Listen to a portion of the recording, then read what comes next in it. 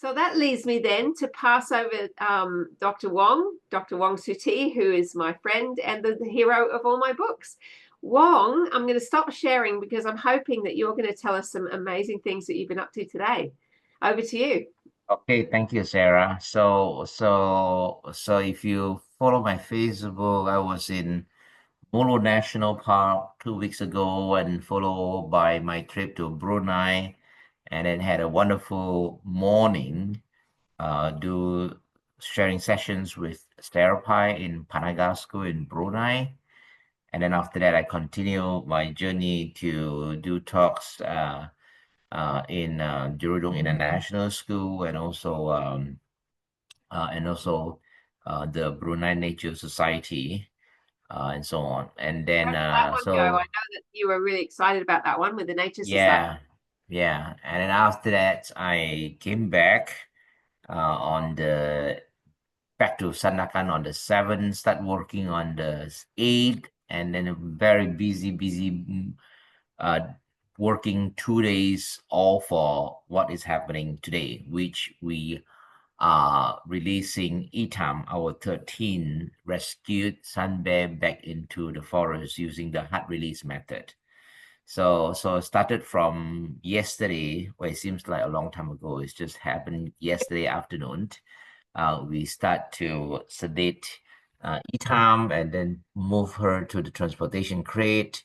And then last night at 11:50, I think local time in Malaysia, we start driving her on this 5 hours of road trip journeys from Sandakan Sepilok all the way to Tabin Wildlife Reserve. We reach here around five something, yeah, 5:30 or so, and then waiting for the helicopter to come, and then the helicopter did come at 8 o'clock, and then after that, do a little briefing, housekeeping for the helicopter ride, and then finally at 8:35, I think we start the helicopter ride.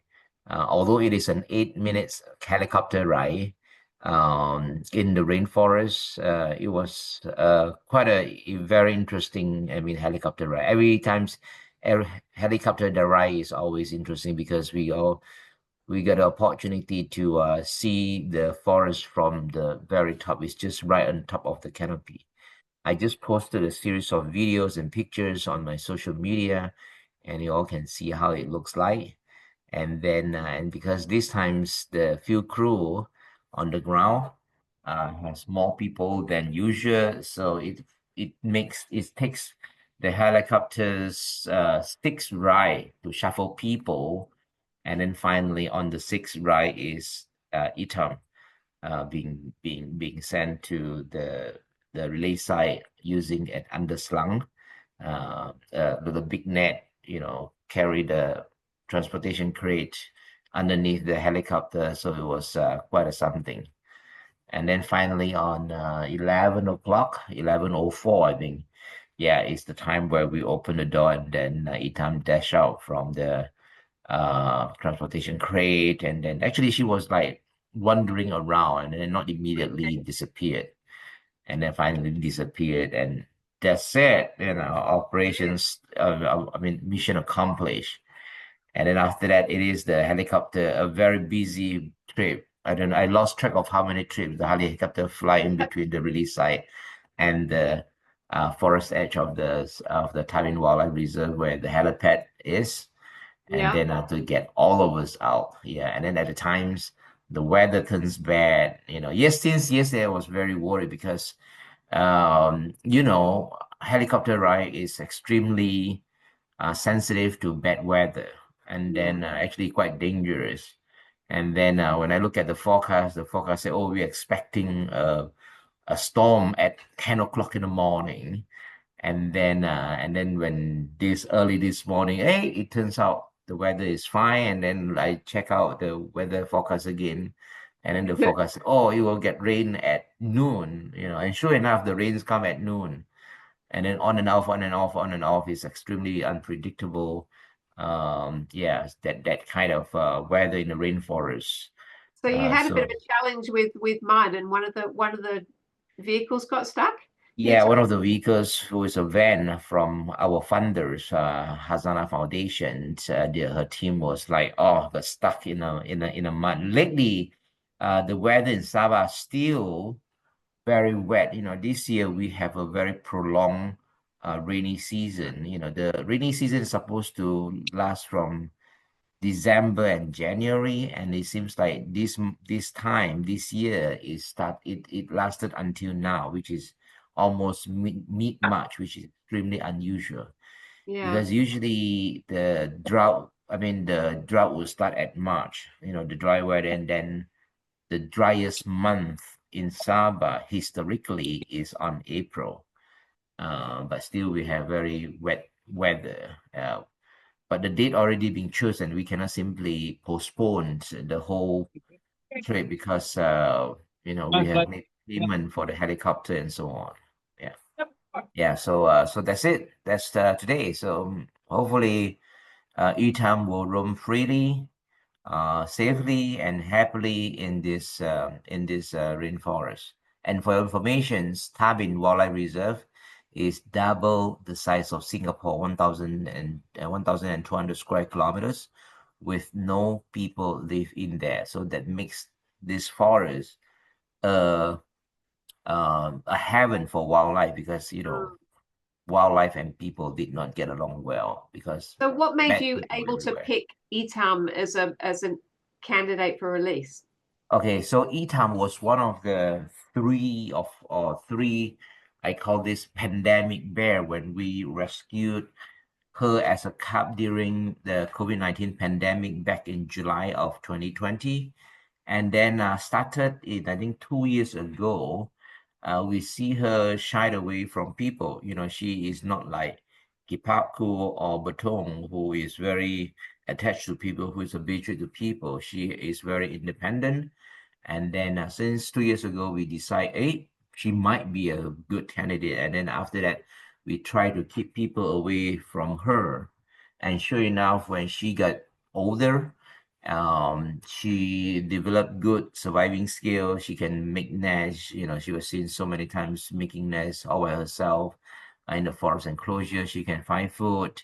And then we do very detailed observations on her behaviors and then and what makes her different from other bear cub at the times where she is very shy from people. She do not trust people, which is a Which is a good good thing. behaviors, good traits, that we need for a release sun bear so that they are not going Mm. to purposely find people after the release because any bears that is habituated, any bears that's purposely looking for people will be a dead bear. Yeah. Yeah.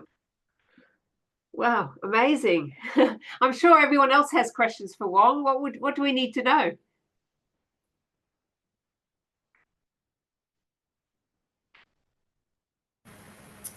Wong, how will you monitor her progress in the forest? Okay, so all of the bears that we release are fitted with a satellite collar.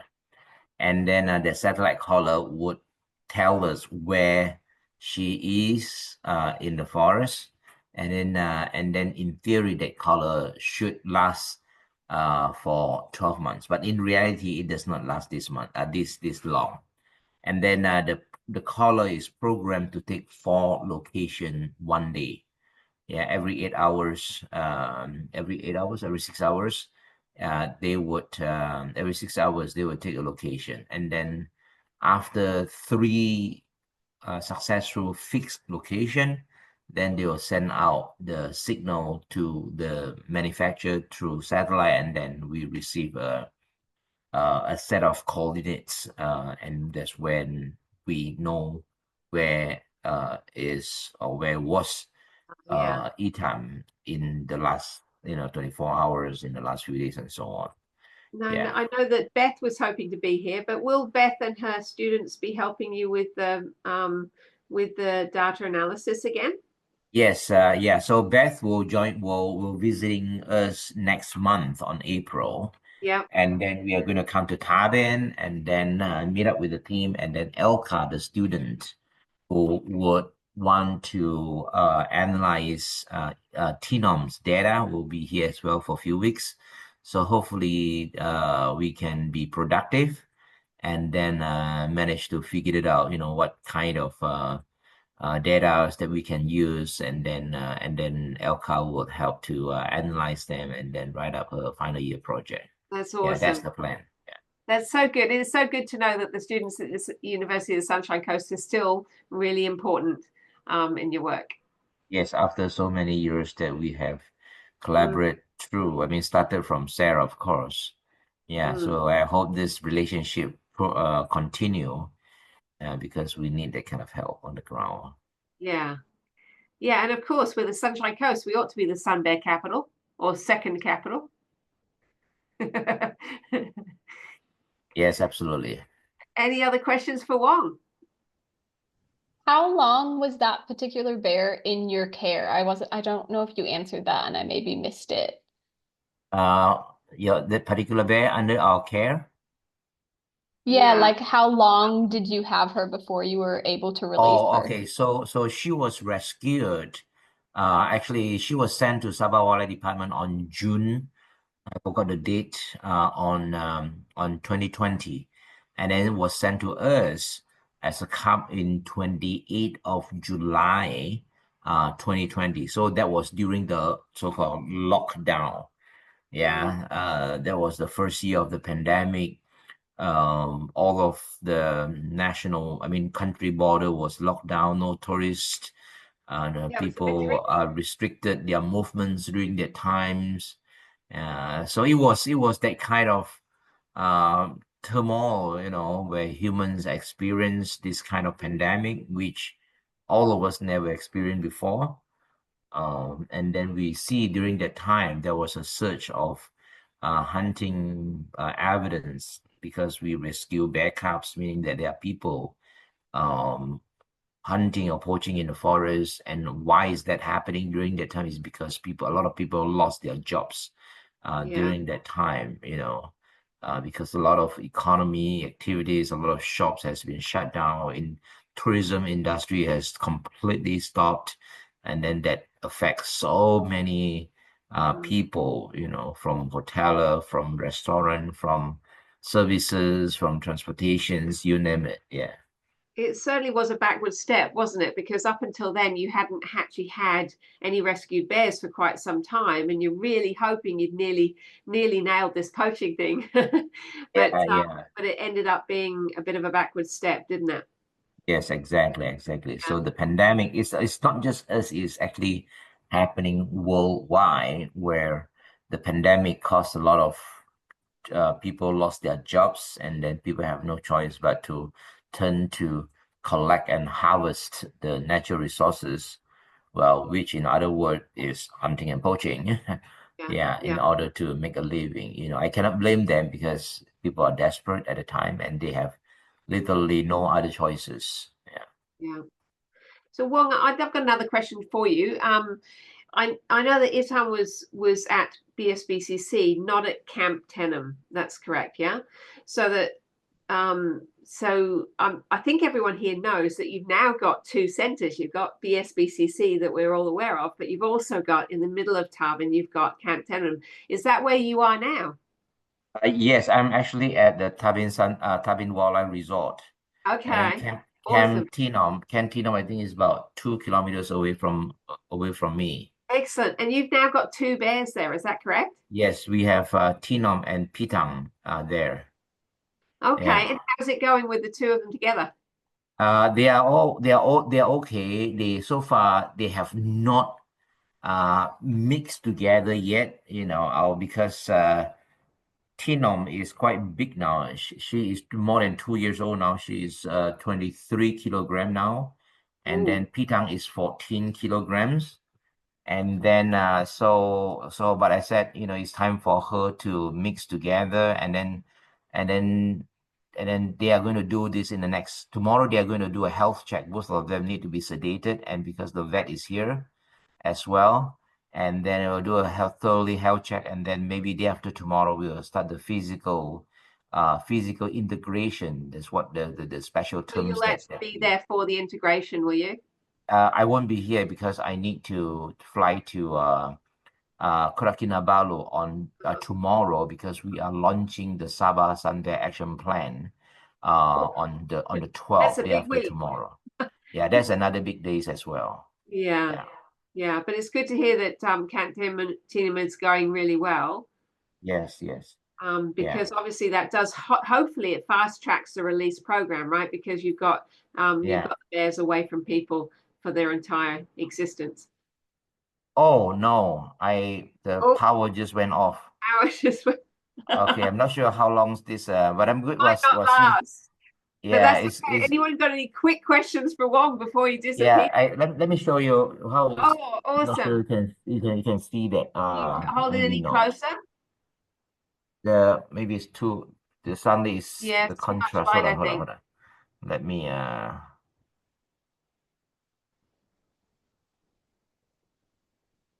make sure you can see that. That is Tinom Oh, and Pitang. oh wow. Yeah. Yeah. So you can see the size difference with these two bears, right? Yeah. So they're going to be integrated tomorrow with any luck. Day after tomorrow. Day after tomorrow. Okay. So Oh, everybody our watch power is back. Wong's spaces on socials and see what happens, hey? Yeah. Fingers crossed for that one. Yeah, fingers crossed to that one. Oh, you've got the power back. Yeah, you got a power back. All right. Elijah, do you have any questions for Wong? Thinking hard. Well, thank you very much. Oh, hang on. We got one coming, I think. What are you thinking, Elijah? Anything coming up? I remember I thought before, with the trackers, like, have you ever have the bears? Well, no, they wouldn't, would they? Because they're in like a little enclosure. Like, are they just in the jungle wild, or are they like? Does it have a barrier? Does it have a barrier? Oh no, this jungle have no barrier. This jungle is vast. This jungle is double the size of Singapore, with no people live in there. Okay, so with your bears that you've released, and then any of them, have you ever found that they've been like taken by hunters again?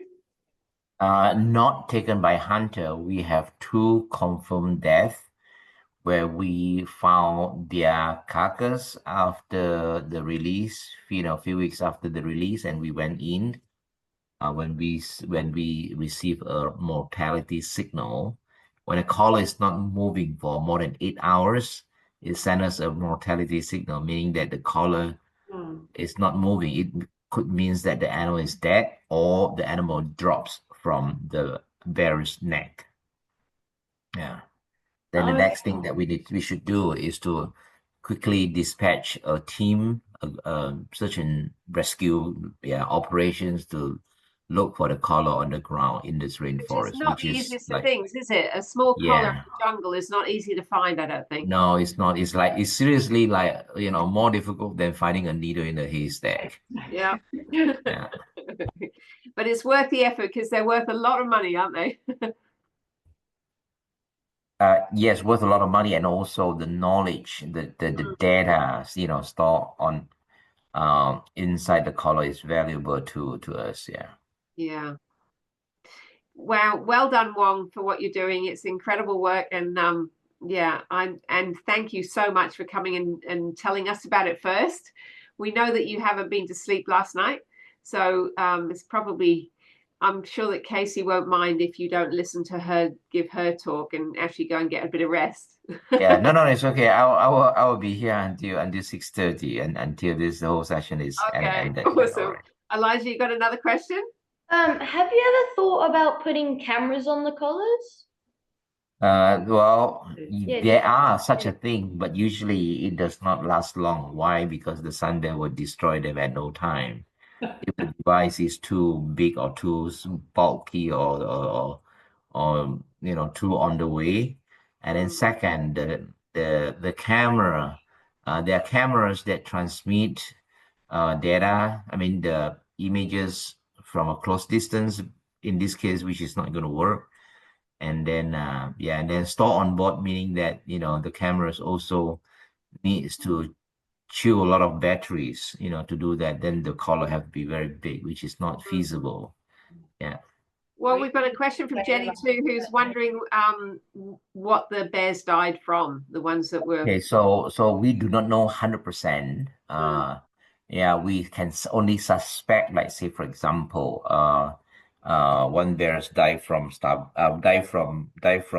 getting a fight. Some bear was found dead after 2 weeks or so, and then because he was a male bear, and because he was found dead such a short time period after the release, so he's probably think that she can die from getting a fight with a local residence bear. And then the other bears we suspect, because when we found the body is only skeletons and hairs and skin, so not much we can tell about the cause. Maybe they still die from starvation is another reason. Yeah, because it is not easy for any sun bears to survive in this forest. Yeah. But you still feel really strongly, even though their chance in the wild is their life expectancy in the wild is a lot less than in the center. You still feel very strongly about them being in the wild. Why is that? I think because sun bears is wildlife, they deserve their rights to live in the wild. Only human mess things up, takes the rights for them to live in the forest. And if we were to see, they still have even 50-50 chances, I still want to do that, because this is where they truly belongs. And then when in captivity, they are not designed captivity. They are animals who designed to roam a big forest, and then they also play many important ecological roles in the forest. They should belong into the forest. Yeah, for me, I'm a wildlife biologist. I want bears to live in the forest and not in captivity, not even at the Bonnet Conservation Center. Yeah. No, I know you said to me before that your ultimate goal would be to actually close the center one day. Yeah, well, not close, but we do not need to rescue and then continue to do other jobs like captive breeding, education, research. So things like that. Yeah, really important work. Thanks so much, Wong. Any last questions? Now's your last chance. Yeah, I think I've taken a lot of time from Cassie. Yeah. Yeah, let's give the rest of the time to Cassie then. Thank you so much for coming and being here every month thank you. And for the work you're doing. Yeah, thank you. And it was great to see you this month. Sure, of course. Yeah, sorry I missed last month. Yeah.